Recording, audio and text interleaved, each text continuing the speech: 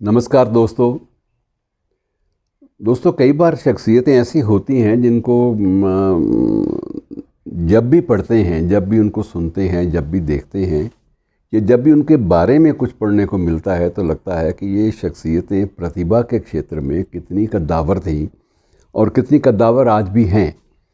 ऐसी एक महान शख्सियतों में जिसका जन्मदिन आज है वो है आशा भोंसले, जिनका जिक्र आज आपसे बांटने का मन है।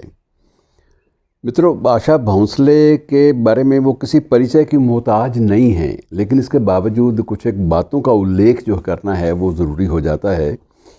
और एक उल्लेख सबसे बड़ा उनके बारे में जो ये बात कही जाती है, और ये सच्चाई भी है, हकीकत भी है, कि वो भारतीय फिल्म उद्योग में और शायद भारतीय गायन में, सिर्फ सिनेमा का गायन नहीं बल्कि मैं दूसरी जो अलग अलग संगीत की विधाएं हैं उन सब के गायन को भी देख लें तो ये सर्वोच्च शिखर जो है उस पर आशा भोंसले का नाम जो है वो स्थापित हो चुका है। मित्रों, Guinness book of world records को भी देखें और वैसे भी अगर उनके द्वारा अपने साक्षात्कारों में दिए गए विवरण को देखें तो एकमात्र ऐसी भारतीय गायिका हैं जिन्होंने 12,000 से भी ज़्यादा गीत गाए हैं। 12,000 गीत गाना, ये आप अंदाज़ा लगाइए कि पूरी ज़िंदगी आदमी की खर्च हो जाती है, लेकिन इतनी बार किसी सुरीली आवाज़ के माध्यम से हम एक सार्थक गीत सुन सकें, ये हमारी पीढ़ी का एक सौभाग्य है कि ऐसी शख्सियतें हमारे बीच में हैं। और मित्रों, आशा भोंसले उसी परिवार से हैं, लता मंगेशकर की छोटी बहन हैं। लेकिन ये बात भी एक स्वीकार करनी पड़ेगी कि आशा भोंसले अपने रियाज के बल पर और अपनी प्रतिभा के बल पर अपनी बहन के साए से बाहर निकलकर अपनी स्वतंत्र पहचान बनाने में सफल रहीं। लेकिन इसका मतलब ये नहीं है कि दोनों बहनों में कोई प्रतियोगिता कभी रही हो। इतना ज़्यादा बहनों का प्यार आपस में, वो भी एक मिसाल के तौर पे पेश किया जाता है। मसलन लता जी की आदत थी, लता जी ने स्वयं भी एक भेंट में स्वीकार किया कि मेरी एक आदत भी थी कि जब मैं स्कूल जाती थी तो आशा को साथ ले जाती थी, जिस क्लास में बैठती थी आशा को साथ बैठाती थी। और स्कूल वालों ने जब आपत्ति की कि आप एक फ़ीस पर 2 जने नहीं आ सकते तो उसके बाद स्कूल छोड़ दिया, लेकिन साथ नहीं छोड़ा।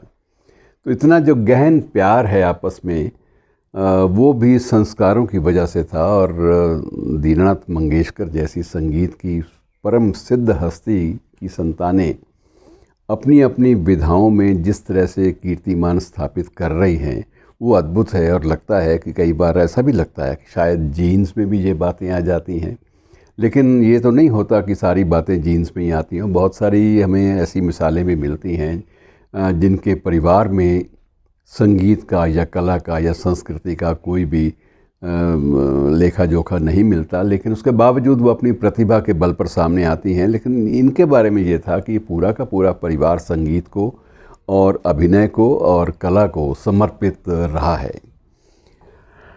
इनके बारे में कुछ एक बातों का जिक्र और करना बड़ा ज़रूरी है। मित्रों, किस देश का सबसे बड़ा जो सम्मान है, भारत रत्न से नीचे वाला सम्मान और पद्म विभूषण, वो इनको काफ़ी समय पहले मिल गया था। उससे पहले पद्मश्री वगैरह वो तो मिल ही सकते थे।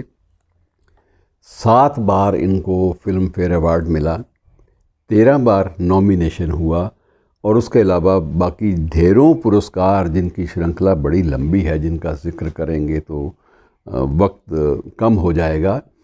और कितने ही सम्मान इनकी झोली में हैं, इनके गले में उनके जो नाम पट हैं वो पड़े हुए हैं और वो सुशोभित हो रहे हैं। और कई बार ऐसी शख्सियतों को देखकर लगता है कि इनको जो सम्मान मिले, उनसे उन सम्मानों, उन अलंकारों का भी मान बढ़ा। वो एक ऐसी शख्सियत को मिले हैं जो मोस्ट डिज़र्विंग है और जिसने वाकई उस पद के लिए, उस अलंकार के लिए, उस सम्मान के लिए अपने आप को योग्य और समर्थ सिद्ध किया। तो ऐसी शख्सियत को मित्रों उसके जन्मदिन पर याद कर लेना बहुत अच्छा लगता है। एक वक्त था 60s का, लेट 60s का, शुरुआती दौर की कह लीजिए आप, लेकिन 60s के बहुत सारे सालों तक ये चलता रहा कि उन दिनों 3 गायिकाएं जो हैं वो शिखर पर होती थी, लता जी स्वयं, गीता दत्त और तीसरी शमशाद बेगम।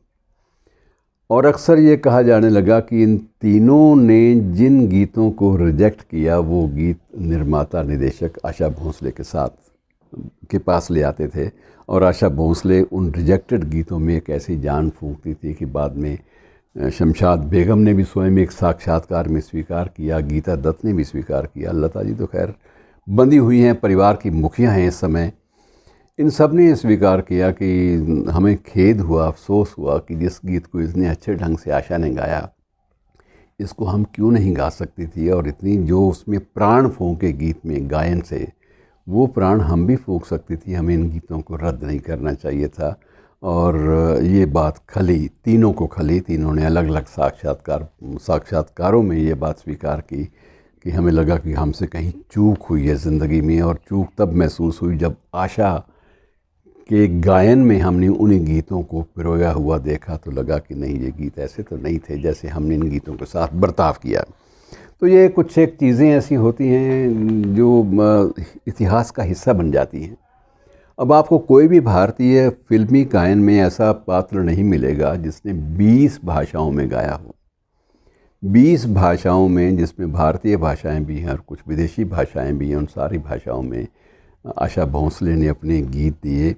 और एक समय ये भी आया कि जब ये फिल्म फेयर अवार्ड्स की बात चलती थी, तो उस वक्त एक समय वो भी आया जब ये निर्णायकों ने स्वयं ये स्वयं भी आग्रह किया कि अब आशा जी के नाम पर विचार ना किया जाए, क्योंकि लगातार करते रहेंगे तो प्रतिभा की कसौटी पर और गुणवत्ता की कसौटी पर वो शिखर पे ही आएंगी, शिखर से नीचे आने का सवाल ही नहीं है। लेकिन अगर निरंतर हम उसी नाम पर विचार करते रहे तो एक दिन ऐसा आएगा कि जब हमें नई प्रतिभाओं को आगे आने का अवसर देने में भी हिचकिचाहट होगी। तो स्वयं आशा भोंसले ने भी उनको पेशकश की। कई बार जब नॉमिनेशंस